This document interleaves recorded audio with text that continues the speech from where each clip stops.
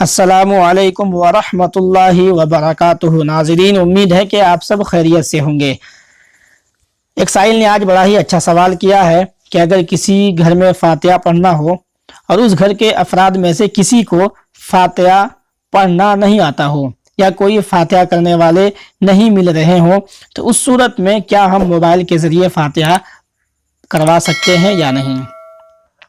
تو ناظرین، اس حوالے سے میں آپ کو 3 باتیں بتاؤں گا جس کا جاننا آپ کے لیے بہت ہی ضروری ہے اور آپ کسی کا محتاج نہ ہوں، آپ خود فاتحہ پڑھ سکتے ہیں۔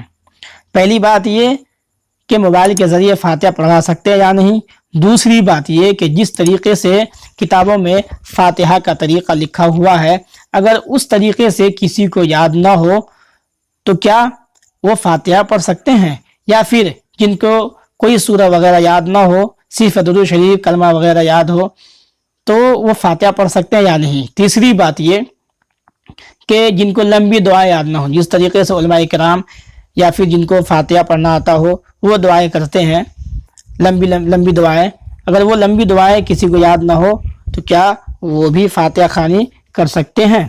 تو ناظرین، آپ سے میری گزارش ہے آپ ویڈیو میں آخر تک بنے رہیں اور پورا ویڈیو دیکھیں تاکہ آپ کی جو غلط فہمیاں ہیں وہ دور ہو جائیں اور آپ کو مسئلے اچھی طریقے سے معلوم ہو جائیں۔ تو ناظرین، اس سے پہلے آپ سے میری گزارش ہے، اگر آپ میرے چینل پہ نئے ہیں تو میرے چینل کو سبسکرائب کر دیں تاکہ سب سے پہلے اسلامک واقعاتی ویڈیوز اور مسئلے مسائل کی ویڈیوز ڈیلی آپ تک پہنچتا رہے۔ تو آئیے چلتے ہیں مسئلے کی جانب۔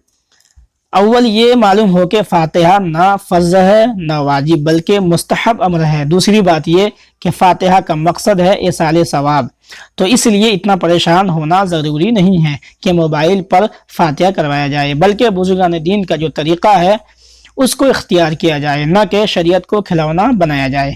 آج موبائل سے فاتحہ کروائیں، کل قربانی بھی کروا سکتے ہیں، پرسوں عقیقہ بھی کروا سکتے کوئی، پھر دین کھلونا بند کر رہ جائے گا۔ اس لیے بہتر ہے کہ گھر کی خواتین ہی فاتحہ پڑھ لیں، ان سے جو کچھ ہو سکے وہی پڑھ لیں، کیونکہ فاتحہ میں چاروں قل، سورہ فاتحہ، الف لام میم پڑھنا واجب نہیں ہے بلکہ جو چاہیں پڑھ سکتی ہیں۔ مثلا 2-4 سورہ یہ بھی یاد نہ ہو تو کلمہ، درود، سبحان اللہ، الحمدللہ 150 بار پڑھ کر دعا مانگ لیں۔ اس طریقے سے دعا مانگیں کہ مولا میں نے جو بھی پڑھا ہے اس کا ثواب حضور نبی کریم صلی اللہ علیہ وسلم کی بارگاہ میں نظر قبول فرما، اور حضور علیہ السلام کے صدقے میں جملہ صحابہ اور اولیاء کرام کی بارگاہ میں نظر مولا قبول فرما، جملہ مرحومین کے ارواح کو نظر مولا قبول فرما۔ بلکہ ایصال ثواب کے لیے صرف اتنا کہہ دینا بھی کافی ہے کہ الہی اس کا ثواب فلاں مرحوم کو پہنچا۔